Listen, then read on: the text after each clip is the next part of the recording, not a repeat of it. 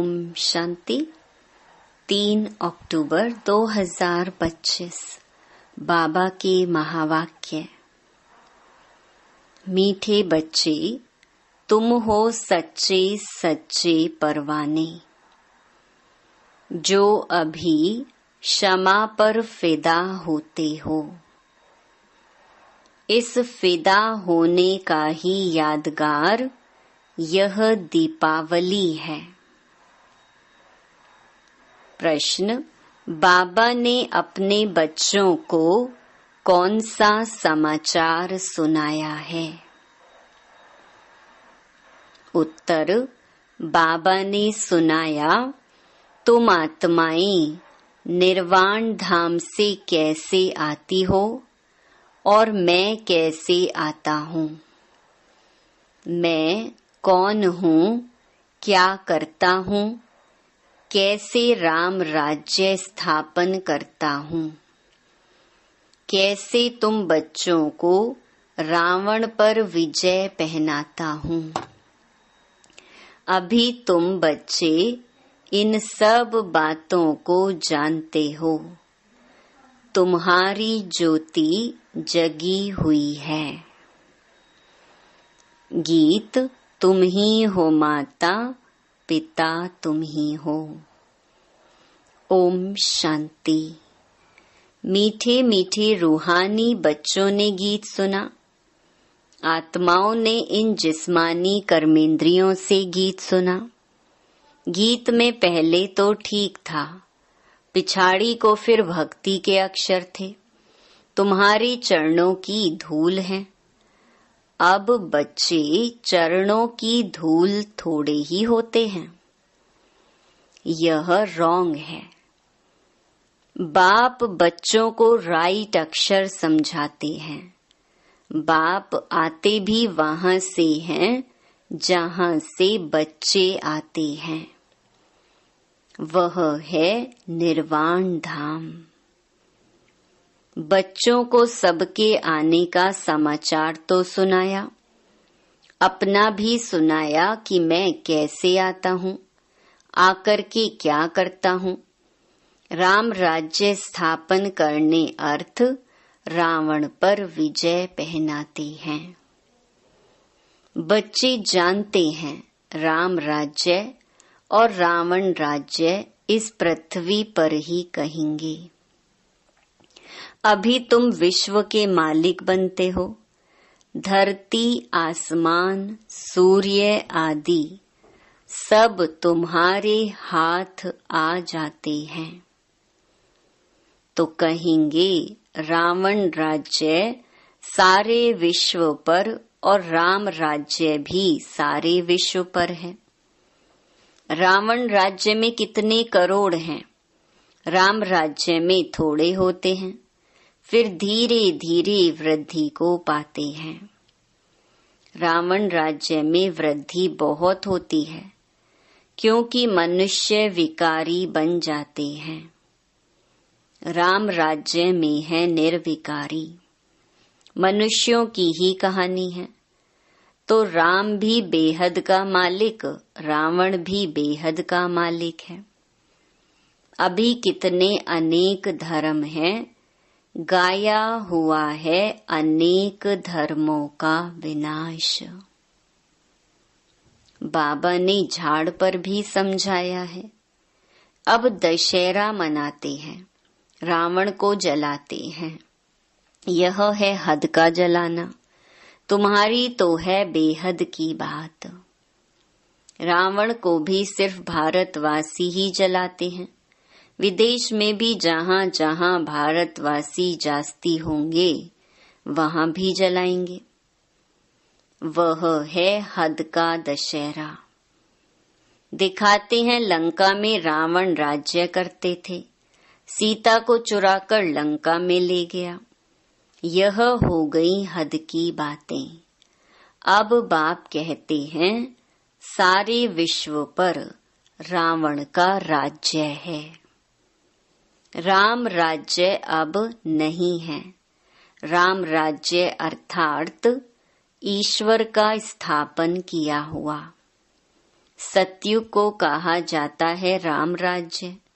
माला सिमरते हैं रघुपति राघव, राजा राम कहते हैं, लेकिन राजा राम को नहीं सिमरते हैं। जो सारे विश्व की सेवा करते हैं उनकी माला सिमरते हैं। भारतवासी दशहरे के बाद फिर दीपावली मनाते हैं। दीपावली क्यों मनाते हैं? क्योंकि देवताओं की ताज पोशी होती है। कोरोनेशन पर बत्तियां आदि बहुत जलाते हैं। एक तो ताज पोशी, दूसरा फिर कहा जाता है घर घर में दीपमाला। हर एक आत्मा की ज्योत जग जाती है। अभी सब आत्माओं की ज्योति उझाई हुई है। आयरन एजेड है, यानी अंधियारा है। अंधियारा माना भक्ति मार्ग। भक्ति करते करते ज्योत कम हो जाती है। बाकी वह दीप माला तो आर्टिफिशियल है। ऐसे नहीं कि कोरोनेशन होता है तो आतिशबाजी जलाते हैं। दीप माला पर लक्ष्मी को बुलाते हैं, पूजा करते हैं। यह उत्सव है भक्ति मार्ग के। जो भी राजा तख्त पर बैठते हैं तो उनका कोरोनेशन डे धूमधाम से मनाया जाता है। यह सब हैं हद के। अभी तो बेहद का विनाश, सच्चा सच्चा दशहरा होना है। बाप आए हैं सबकी ज्योत जगाने। मनुष्य समझते हैं हमारी ज्योत बड़ी ज्योत से मिल जाएगी। ब्रह्म समाजियों के मंदिर में सदैव ज्योत जगती है। समझते हैं जैसे परवाने ज्योति पर फेरी पहन फिदा होते हैं, वैसे हमारी भी आत्मा अब बड़ी ज्योति में मिल जाएगी। इस पर दृष्टांत बनाया है। अभी तुम हो आधा कल्प के आशिक। तुम आकर एक माशूक पर फिदा हुए हो, जलने की तो बात नहीं। जैसे वह आशिक माशूक होते हैं तो वह एक दो के आशिक बन जाते हैं। यहाँ वह एक ही माशूक है, बाकी सब हैं आशिक। आशिक उस माशूक को भक्ति मार्ग में याद करते रहते हैं। माशूक आप आओ तो हम तुम्हारे पर बलि चढ़ें। तुम्हारे सिवाय हम किसको भी याद नहीं करेंगे। यह तुम्हारा जिस्मानी लव नहीं है। उन आशिक माशूक का जिस्मानी लव होता है। बस एक दो को देखते रहते हैं। देखने से ही जैसे तृप्त हो जाते हैं। यहाँ तो एक माशूक, बाकी सब हैं आशिक। सब बाप को याद करते हैं। भल कोई नेचर आदि को भी मानते हैं। फिर भी ओ गॉड, हे भगवान, मुख से जरूर निकलता है। सब उनको बुलाते हैं, हमारे दुख दूर करो। भक्ति मार्ग में तो बहुत आशिक माशूक होते हैं। कोई किसका आशिक, कोई किसका आशिक। हनुमान के कितने आशिक होंगे। सब अपने अपने माशूक के चित्र बनाकर फिर आपस में मिलकर बैठ उनकी पूजा करते हैं। पूजा कर फिर माशूक को डुबो देते हैं। अर्थ कुछ भी नहीं निकलता। यहाँ वह बात नहीं। यह तुम्हारा माशूक एवर गोरा है, कभी सांवरा बनता नहीं। बाप मुसाफिर आकर सबको गोरा बनाते हैं। तुम भी मुसाफिर हो ना। दूर देश से आकर यहाँ पाठ बजाते हो। तुम्हारे में भी नंबरवार पुरुषार्थ अनुसार समझते हैं। अभी तुम त्रिकालदर्शी बन गए हो।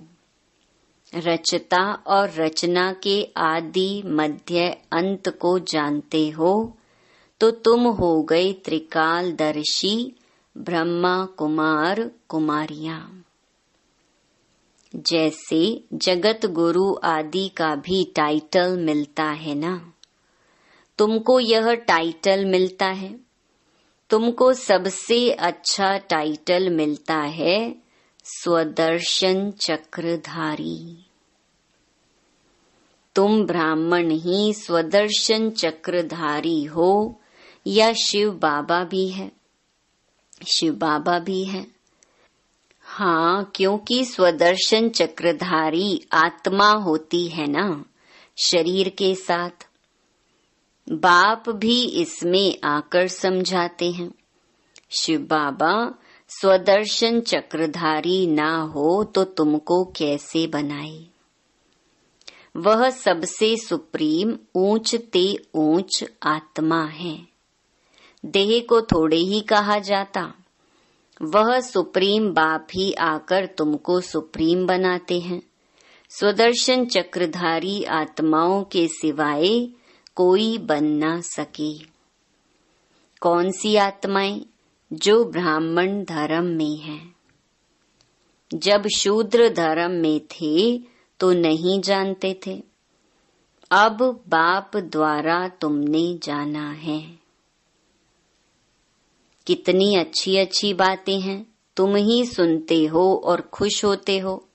बाहर वाले यह सुने तो आश्चर्य खाएं, ओहो यह तो बहुत ऊंच ज्ञान है। अच्छा, तुम भी ऐसा स्वदर्शन चक्रधारी बनो तो फिर चक्रवर्ती राजा विश्व का मालिक बन जाएंगे। यहाँ से बाहर गए खलास। माया इतनी बहादुर है, यहाँ की यहाँ रही। जैसे गर्भ में बच्चा अंजाम वायदा कर निकलता है, फिर भी वहाँ की वहाँ रह जाती है। तुम प्रदर्शनी आदि में समझाते हो, बहुत अच्छा करते हैं। नॉलेज बहुत अच्छी है। मैं ऐसा पुरुषार्थ करूँगा, यह करूँगा। बस बाहर निकला, वहाँ की वहाँ रही। परंतु फिर भी कुछ न कुछ असर रहता है। ऐसे नहीं कि वह फिर आएंगे नहीं। झाड़ की वृद्धि होती जाएगी। झाड़ वृद्धि को पाएगा तो फिर सबको खींचेंगे। अभी तो यह है रौरव नरक। गरुड़ पुराण में भी ऐसी ऐसी रोचक बातें लिखी हैं जो मनुष्यों को सुनाते हैं ताकि कुछ डर रहे। उनसे ही निकला है कि मनुष्य सर्प बिच्छू आदि बनते हैं। बाप कहते हैं, मैं तुमको विषय वैतरणी नदी से निकाल क्षीर सागर में भेज देता हूँ। असुल तुम शांति धाम के निवासी थे, फिर सुख धाम में पाठ बजाने आई। अभी फिर हम जाते हैं शांति धाम और सुख धाम। यह धाम तो याद करेंगे ना। गाते भी हैं तुम मात पिता, हम बालक तेरे। वह सुख घनेरे तो होते ही हैं सतयुग में। अभी है संगम। यहाँ पिछाड़ी में त्राही त्राही करेंगे क्योंकि अति दुख होता है। फिर सतयुग में अति सुख होगा। अति सुख और अति दुख का यह खेल बना हुआ है। विष्णु अवतार भी दिखाते हैं। लक्ष्मी नारायण का जोड़ा जैसे ऊपर से आते हैं। अब ऊपर से शरीरधारी कोई आते थोड़े ही हैं। ऊपर से आती तो हरेक आत्मा है, परंतु ईश्वर का अवतरण बहुत विचित्र है। वही आकर भारत को स्वर्ग बनाते हैं उनका त्योहार शिव जयंती मनाते हैं। अगर मालूम होता कि परमपिता परमात्मा शिव ही मुक्ति जीवन मुक्ति का वर्षा देते हैं, तो फिर सारे विश्व में गॉड फादर का त्योहार मनाते। बेहद के बाप का यादगार मनाएं तब जब समझें कि शिव बाबा ही लिबरेटर गाइड है। उनका जन्म ही भारत में होता है। शिव जयंती भी भारत में मनाते हैं, परंतु पूरी पहचान नहीं तो हॉलीडे भी नहीं करते हैं। जो बाप सर्व की सद्गति करने वाला, उनकी जन्म भूमि जहाँ अलौकिक कर्तव्य आकर करते हैं, उनका जन्मदिन और तीर्थ यात्रा तो बहुत मनानी चाहिए। तुम्हारा यादगार मंदिर भी यहाँ ही है, परंतु किसको पता नहीं है कि शिव बाबा ही आकर लिबरेटर गाइड बनता है। कहते सब हैं कि सब दुखों से छुड़ाकर सुख धाम में ले चलो, परंतु समझते नहीं। भारत बहुत ऊंच ते ऊंच खंड है। भारत की महिमा अपरम अपार गाई हुई है। वहाँ ही शिव बाबा का जन्म होता है। उनको कोई मानते नहीं, स्टैंप नहीं बनाते, औरों की तो बहुत बनाते रहते हैं। अब कैसे समझाया जाए जो इनके महत्व का सबको पता पड़े। विलायत में भी सन्यासी आदि जाकर भारत का प्राचीन योग सिखलाते हैं। जब तुम यह राजयोग बताएंगे तो तुम्हारा बहुत नाम होगा। बोलो, राजयोग किसने सिखाया था? यह किसको पता नहीं है। कृष्ण ने भी हठ योग तो सिखाया नहीं। यह हठ योग है सन्यासियों का, जो बहुत अच्छे पढ़े लिखे हैं, जो अपने को फिलॉसफर कहलाते हैं, वह इन बातों को समझ और सुधर जाएं। कहीं हमने भी शास्त्र पढ़े हैं, परंतु अब जो बाप सुनाते हैं वह राइट है, बाकी सब है रॉन्ग। तो यह भी समझें कि बरोबर बड़े से बड़ा तीर्थ स्थान यह है जहाँ बाप आते हैं। तुम बच्चे जानते हो, इसको कहा जाता है धर्म भूमि। यहाँ जितने धर्मात्मा रहते हैं उतने और कहाँ नहीं। तुम कितना दान पुण्य करते हो, बाप को जानकर तन मन धन सब इस सेवा में लगा देते हो। बाप ही सबको लिबरेट करते हैं, सबको दुख से छुड़ाते हैं, और धर्म स्थापक कोई दुख से नहीं छुड़ाते हैं। वह तो आते ही हैं उनके पिछाड़ी। नंबरवार सब पाठ बजाने आते हैं। पाठ बजाते बजाते तमो प्रधान बन जाते हैं। फिर बाप आकर सतो प्रधान बनाते हैं। तो यह भारत कितना बड़ा तीर्थ है। भारत सबसे नंबर 1 ऊंच भूमि है। बाप कहते हैं, मेरी यह जन्म भूमि है, मैं आकर सबकी सद्गति करता हूँ, भारत को हेवन बना देता हूँ। तुम बच्चे जानते हो बाप स्वर्ग का मालिक बनाने आए हैं। ऐसे बाप को बहुत प्यार से याद करो। तुमको देख और भी ऐसे कर्म करेंगे। इसको ही कहा जाता है अलौकिक दिव्य कर्म। ऐसे मत समझो कोई नहीं जानेंगे। ऐसे निकलेंगे जो तुम्हारे यह चित्र भी ले जाएंगे। अच्छे अच्छे चित्र बने तो स्टीमर भरा कर ले जाएंगे। स्टीमर जहाँ जहाँ खड़ा रहता है वहाँ यह चित्र लगा देंगे। तुम्हारी बहुत सर्विस होनी है। बहुत उदार चित हुंडी भरने वाला सांवल शाह भी निकलेंगे जो ऐसे काम करने लग पड़ते हैं, ताकि सबको मालूम पड़े कि यह कौन है जो इस पुरानी दुनिया को बदल और नई दुनिया स्थापन करते हैं। तुम्हारी भी पहले तुच्छ बुद्धि थी, अभी तुम कितने स्वच्छ बुद्धि बने हो।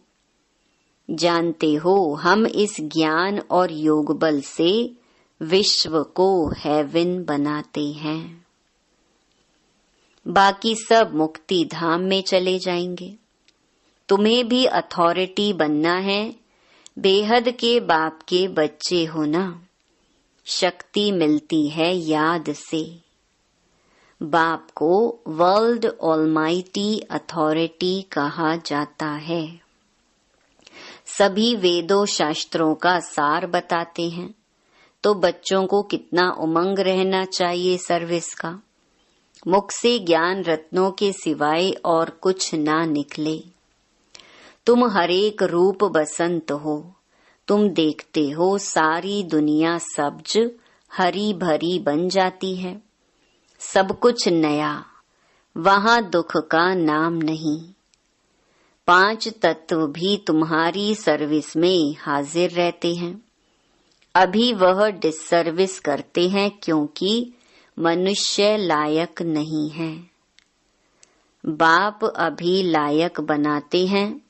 अच्छा, मीठे मीठे सिकिलधे बच्चों प्रति माता पिता बाप दादा का याद प्यार और गुड मॉर्निंग। रूहानी बाप की रूहानी बच्चों को नमस्ते। धारणा के लिए मुख्य सार। पहला, रूप बसंत बन मुख से सदैव ज्ञान रतन ही निकालने हैं। सर्विस के उमंग में रहना है, याद में रहना और सबको बाप की याद दिलाना, यही दिव्य अलौकिक कार्य करना है। दूसरा, सच्चा सच्चा आशिक बन एक माशूक पर फिदा होना है, अर्थात बलि चढ़ना है। तभी सच्ची दीपावली होगी। वरदान, विश्व महाराजन की पदवी प्राप्त करने वाले, सर्व शक्तियों के स्टॉक से संपन्न भरपूर भव। जो विश्व महाराजन की पदवी प्राप्त करने वाली आत्माएं हैं, उनका पुरुषार्थ सिर्फ अपने प्रति नहीं होगा। अपने जीवन में आने वाले विघ्न व परीक्षाओं को पास करना, यह तो बहुत कॉमन है। लेकिन जो विश्व महाराजन बनने वाली आत्माएं हैं, उनके पास अभी से ही सर्व शक्तियों का स्टॉक भरपूर होगा। उनका हर सेकंड, हर संकल्प दूसरों के प्रति होगा। तन मन धन समय श्वास सब विश्व कल्याण में सफल होता रहेगा। स्लोगन, एक भी कमजोरी अनेक विशेषताओं को समाप्त कर देती है, इसलिए कमजोरियों को तलाक दो। अव्यक्त इशारे, स्वयं और सर्व के प्रति मनसा द्वारा योग की शक्तियों का प्रयोग करो। अपनी शुभ भावना, श्रेष्ठ कामना, श्रेष्ठ वृत्ति, श्रेष्ठ वाइब्रेशन द्वारा किसी भी स्थान पर रहते हुए मनसा द्वारा अनेक आत्माओं की सेवा कर सकते हो। इसकी विधि है लाइट हाउस, माइट हाउस बनना। इसमें स्थूल साधन, चांस व समय की प्रॉब्लम नहीं है। सिर्फ लाइट माइट से संपन्न बनने की आवश्यकता है। अच्छा, ओम शांति।